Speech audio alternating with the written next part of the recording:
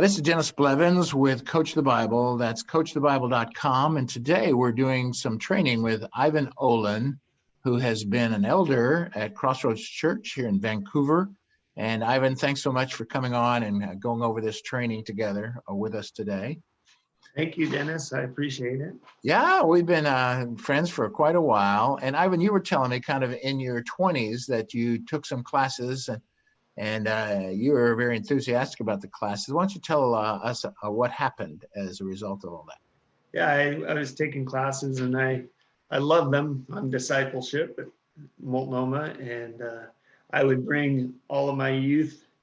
I was helping to lead a youth group at the time, and I'd bring them all there and others, my friends, and What'd you bring, about 100 kids to that class? Oh, I wish, but yeah, and then over the years, I'd have people ask me to mentor them, and I just didn't quite know how to go about it. I didn't have very simple steps to go with. So when you got back in touch with me, we'd touch base from time to time and showed me Coach the Bible website. The light bulb went on for me, and I'm like, now I have a tool that will actually work and help me to figure out how to help someone grow. Very good. So it sounds like, one of the things that's evident in your heart, Ivan, is that you've had a heart to help people for a long time. And you've used your home, and you've had them in your home, and they've had teachings and a variety of things. But what's really clicked for you is, how do I get not only the heart for people and the vision for people, but the know-how to help them take next steps in their journey?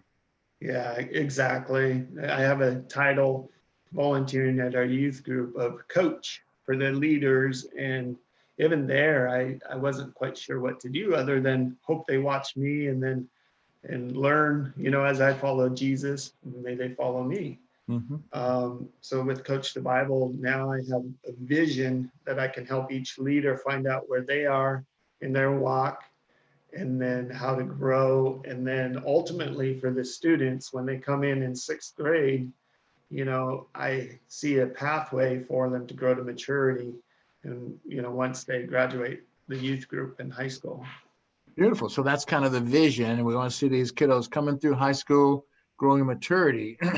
But that's implying that there's some leaders that want coaching, and you're now being able to give that coaching to them. That's correct. I have a handful of leaders I'm working with. Okay.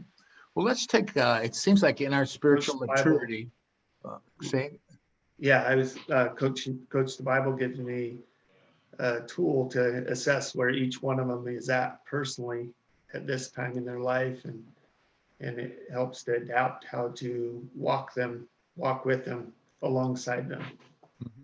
Well, let me share the Coach the Bible website so that we can kind of look at it and walk through it, and how you've kind of helped take somebody through this tool, this website. And in many ways, the website is like a spiritual food shelf. It gives you lots of different resources. But the first thing that we encourage people to do is actually go to the assessments. And so you've done that. And as you go to the assessments, you're going to see a little instruction on how to do that assessment. And then you bring those assessments down. And so you're looking at the spiritual maturity of a spiritual infant, a spiritual child, a spiritual young adult, a spiritual parent. And that's all combined in this little tool, which all of that's in there. So you've done that with your leaders to show them how to do that kind of assessment, but you've also kind of done it with them so you could find any holes. So describe how you've done that with one of the guys in your ministry.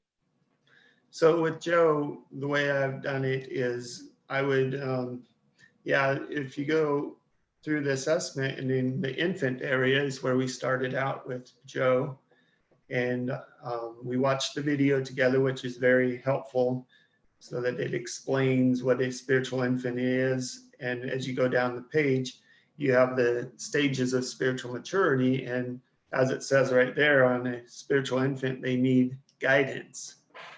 And so I walked Joe through that, and as we went through the page, what does an infant need?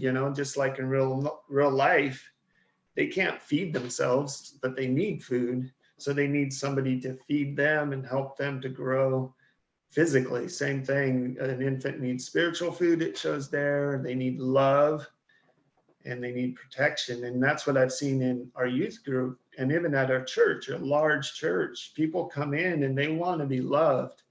That's very important to them. And as they become Christians, I've also noticed that a lot of times the enemy tries to take them out, so they need protection as well. Very good. And so then you kind of took that assessment with Joe. And what was one of the areas you felt like Joe wanted to really strengthen in his life? Well, with Joe, the one that he really wanted help with would be number 3. God will help me with temptations. And that's something he was working through. So we clicked on the link I there. don't know if you noticed, Ivan, but we put this now where they can go to Bible Gateway and have the verse there. Yeah, that's very good. And no temptation has overtaken you except what is common to man. And God is faithful. He will not let you be tempted beyond what you can bear, but he'll provide a way of escape. Okay, so you met with Joe, and Joe's facing temptation. So how did you use this this download of this worksheet? So we went through the story together and just we read. I had him read the story to me, and then we, opened up our Bible and we looked at 1 John 2:15 and 16. And we walked through that, that do not love the world, the things of the world, the lust of the flesh, the lust of the eyes, and the pride of life.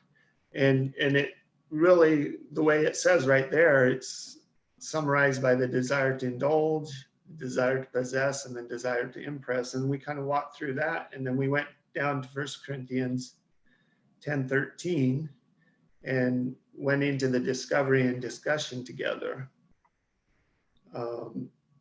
And on that, so what does this verse tell you about the heart of God? And what Joe said out of that, looking up at the verse, he said, God is always faithful.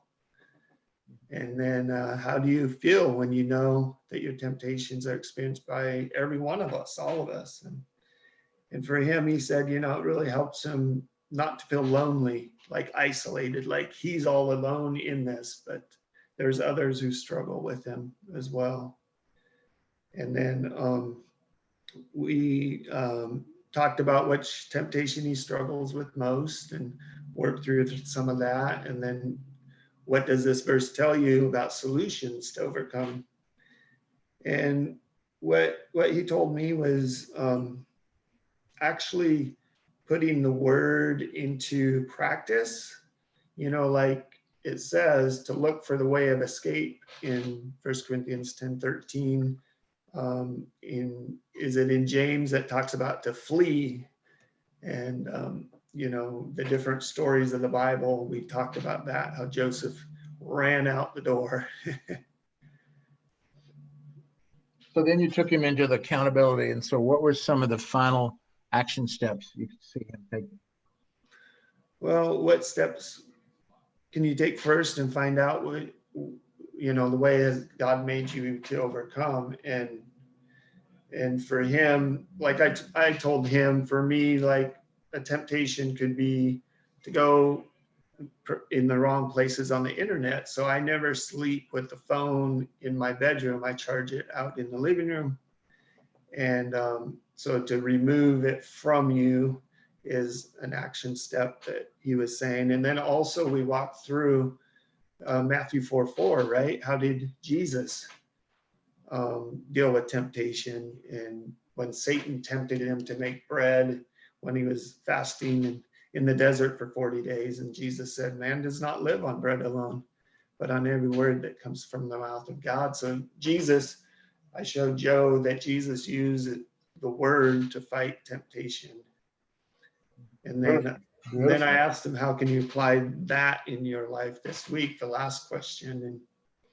And he decided to memorize a verse would be very helpful. And he's been very diligent in memorizing verses each week. So he's actually going to memorize another verse. Galatians 2:20 is one he's going to memorize. And I just had him pray it with me. Um, I, Joe, have been crucified with Christ, and I, Joe, no longer live, but Christ lives in me. And the life I now live in this body, I live by faith in the Son of God who loves me and gave himself up for me. And we kind of closed with that prayer, and that he doesn't have to feel like he's alone in this. He has Christ with him, and that Christ will give him the strength. He doesn't have to be defeated, that he'll never find victory in this area, but there's actually victory. So it was real encouraging to walk him through this, and in an area where he's never shared with anybody else. Wow, wow, that's really beautiful. So what did this do for you, Ivan, as you've then kind of in this spiritual parenting role, trying to come alongside Joe? What did it do for your heart as you experienced this? It really is encouraging, because, Joe is a very faithful servant, with the youth group and the small group, and to see him want to grow deeper in his own walk, so that then in turn the overflow can help those with him.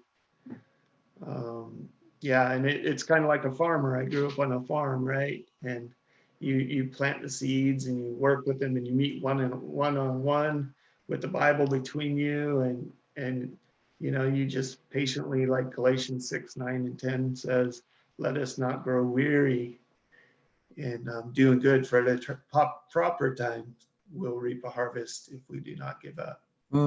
Beautiful. Wow. So you can have a vision of doing this with Joe and others, and to see them as a spiritual parent, you want to see them grow to maturity. So you're going to be using these assessments, identifying the areas of need, and then seeing them take steps to move from infant to child to young adult, and ultimately reproducing what you're doing with them. Correct. Yeah. And it's, it's really encouraging, because I know what it's like, 20 years ago or so, maybe a little longer than that, I was in his position, wanting to grow. Went to my pastor, and he handed me a book. It just wasn't where I was at. The book didn't apply to me, and I didn't know what to do with it. So when I actually had someone, actually you, Dennis, take a personal interest in me, it meant the world to me. It helped me to start growing in a direction that I needed at that time. Wonderful. Well, that's exciting, Ivan. Just exciting to see how God's using. We want others who are watching this to be able to catch the vision of you can be a spiritual parent, and the training is here available, and we want to make sure you can be able to do that and see everyone grow their fullest maturity in Christ. That Colossians 1:28 and 29. So Ivan, it's great teaming with you, and we'll continue to work together to see how God can use the Coach the Bible site to encourage as many leaders as possible to develop their training and their ability to make disciples. So thanks for being with us today. Talk to you soon now.